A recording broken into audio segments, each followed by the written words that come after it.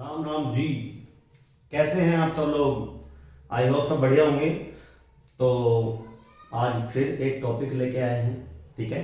और ये इस सीरीज में दूसरी वीडियो है। इस सीरीज का मतलब, कहने का मतलब क्या है मेरा, कि इससे पहले हमने एक टैक्स की वीडियो और डाल दी है जिसमें हमने ये बताया हुआ है कि टैक्स होता क्या है और वो कैसे कैसे लगाया जाता है और क्यों टैक्स सरकार लगाती है, उसका रीजन भी बताया गया है, ठीक है।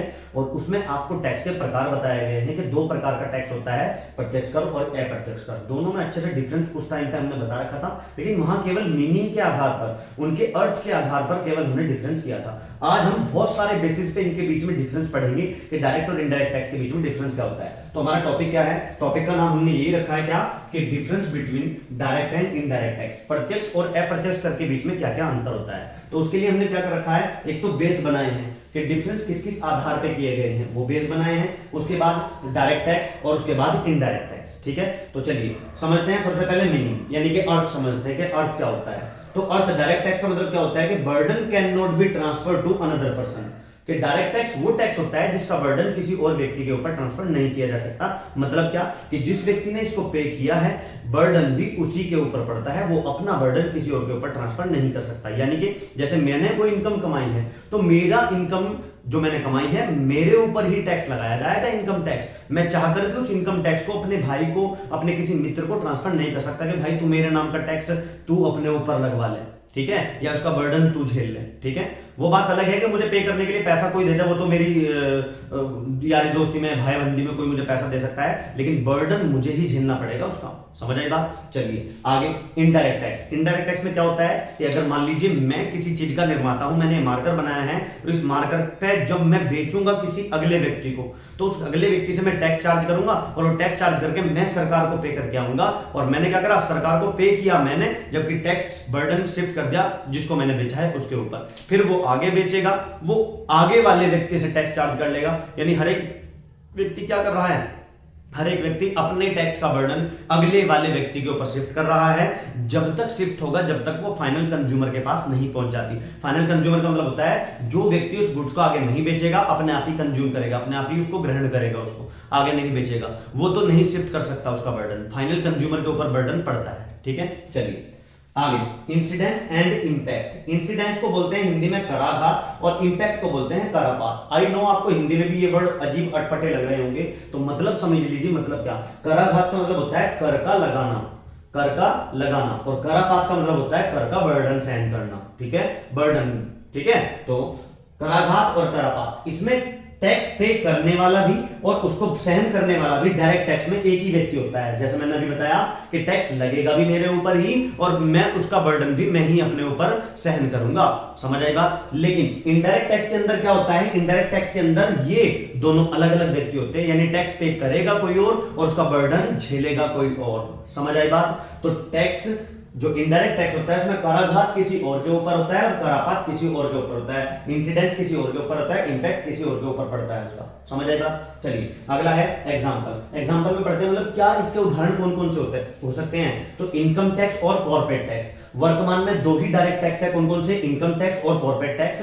ये दो टैक्स लगाए जा रहे हैं जो डायरेक्ट टैक्स के रूप में लगाए जा रहे हैं भारत के अंदर। वैसे और भी बहुत सारे डायरेक्ट टैक्स हुआ करते थे, लेकिन फिलहाल वो टैक्स अभी प्रचलन में नहीं है। जैसे कि वेल्थ टैक्स हुआ करता था, गिफ्ट टैक्स हुआ करता था, है ना, और प्रॉपर्टी टैक्स हुआ करता था। तो ये कुछ टैक्स थे जो पहले लगाए जाते थे, लेकिन फिलहाल वर्तमान में इनकम टैक्स और कॉर्पोरेट टैक्स ऐसे हैं जो फिलहाल प्रचलन में है, ठीक है। किसी वीडियो में इनको भी हम एक्सप्लेन कर देंगे कौन कौन से टैक्स होते हैं, ठीक है, इनको भी एक्सप्लेन कर देंगे। आगे चलते हैं। और इनडायरेक्ट टैक्स में एग्जांपल में क्या लिख सकते हैं हम, जो सबसे पॉपुलर टैक्स इस टाइम पे इनडायरेक्ट टैक्स है वो है जीएसटी, ठीक है। मेन धीरे धीरे हमारा पर्पस आपको जीएसटी पर ही लाना है, धीरे धीरे हम जीएसटी पर ही आने वाले हैं। पहले समझ लीजिए कि जीएसटी एक इनडायरेक्ट टैक्स है और इनडायरेक्ट टैक्स के हम सारे फीचर आपको बता रहे हैं, ठीक है। तो इसके एग्जांपल में हमने क्या लिखते हैं, जीएसटी यानी गुड्स एंड सर्विस टैक्स, वस्तु एवं सेवा कर, ठीक है। आगे चलते हैं। नेचर यानी प्रकृति। प्रकृति कैसी होती है, प्रोग्रेसिव। इसकी प्रकृति कैसी होती है, प्रोग्रेसिव, यानी कि जो डायरेक्ट टैक्स होता है वो प्रोग्रेसिव नेचर का होता है और जो इनडायरेक्ट टैक्स होता है वो रिग्रेसिव नेचर का होता है। अब ये प्रोग्रेसिव और रिग्रेसिव नेचर क्या होता है कि मान लीजिए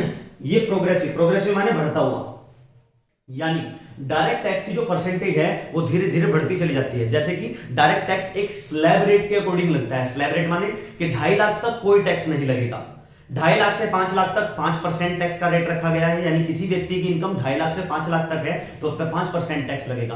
5 लाख से 10 लाख के बीच में अगर उसकी इनकम है तो उस पर 20% टैक्स लगेगा, 20% सॉरी, 5% फिर 20%। और किसी की इनकम 10 लाख से भी ज्यादा है तो उस 10 लाख से ज्यादा वाली इनकम पे 30% टैक्स लगेगा। यानी जैसे जैसे व्यक्ति की इनकम बढ़ती जा रही है वैसे वैसे टैक्स का रेट भी बढ़ता जा रहा है, इसलिए इसको प्रोग्रेसिव टैक्स कहा जाता है कि जैसे जैसे इनकम बढ़ेगी वैसे वैसे टैक्स का रेट बढ़ता चला जाएगा। लेकिन इनडायरेक्ट टैक्स रिग्रेसिव नेचर का होता है। रिग्रेसिव का मतलब होता है कि ये स्थिर रहता है, इसकी दर जो है, इसकी जो रेट है वो स्थिर रहती है। यानी कि अगर किसी गुड्स के ऊपर टैक्स का रेट सरकार ने फिक्स कर दिया, जीएसटी का रेट फिक्स कर दिया कि 18% टैक्स लगेगा, तो चाहे वो माल 5,000 का बेचा जा रहा हो, 5 लाख का बेचा जा रहा हो या 5 करोड़ का माल बेचा जा रहा हो, वो टैक्स का रेट 18% ही रहेगा, 18% ही रहेगा। गुड्स की वैल्यू से कोई फर्क नहीं पड़ता, सेल की वैल्यू से कोई फर्क नहीं पड़ता। 5,000 का हो तो भी 18%, 5 करोड़ का हो तो भी वो 18% ही लगेगा, इसलिए इसको रिग्रेसिव नेचर का टैक्स बोलते हैं। चलिए समझ आ गया होगा आपके। उसके बाद टैक्स इवेशन, कर की चोरी।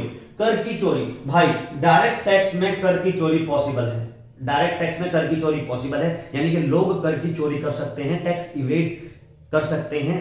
कैसे? बहुत सारे तरीके होते हैं, खैर वो तरीके आप मत सीखो, सब इलीगल है। अगर फंस जाएंगे तो ठीक है, फिर मामला खराब कर देगी पुलिस, ठीक है, तो इसलिए ना करें आप ये सारा काम, ये इलीगल है। टैक्स की चोरी नहीं करनी चाहिए, टैक्स की चोरी नहीं करनी चाहिए। लेकिन डायरेक्ट टैक्स में बहुत सारे लोग इसका फायदा उठाकर, क्योंकि देखिए हर एक टैक्स सिस्टम के अंदर कोई ना कोई जरूर कमी रह जाती है, सरकार कितने भी कोशिश क्यों ना कर ले, थोड़ी बहुत कहीं ना कहीं हल्की मल्की कमी रह जाती है। तो लोग क्या करते हैं, जो टैक्स की चोरी करने वाले लोग हैं, उन छोटी छोटी कमियों का फायदा उठाकर ही टैक्स की चोरी कर लेते हैं, ठीक है। तो उसे ही बोलते हैं कि डायरेक्ट टैक्स के अंदर टैक्स की चोरी पॉसिबल हो सकती है। लेकिन इनडायरेक्ट टैक्स को बहुत क्लैरिटी के साथ और बहुत पारदर्शिता के साथ, ट्रांसफरेबिलिटी के साथ जो बनाया, ये जो इनडायरेक्ट टैक्स है बनाया गया है, ठीक है, ट्रांसपेरेंसी के अकॉर्डिंग बनाया गया है। इसमें बहुत ट्रांसपेरेंट है, इनडायरेक्ट टैक्स बहुत ज्यादा ट्रांसपेरेंट है। कैसे? कि इसमें क्या होता है कि अगर मान लीजिए मैं टैक्स पे करके आया सरकार को, तो मुझे अधिकार है कि मैं वो सामने वाले से टैक्स चार्ज कर सकता हूं, तो क्यों ना मैं सामने वाले से टैक्स चार्ज कर दूं। जब मेरे ऊपर बर्डन पड़ेगा ही नहीं तो मैं चोरी करूंगा ही क्यों।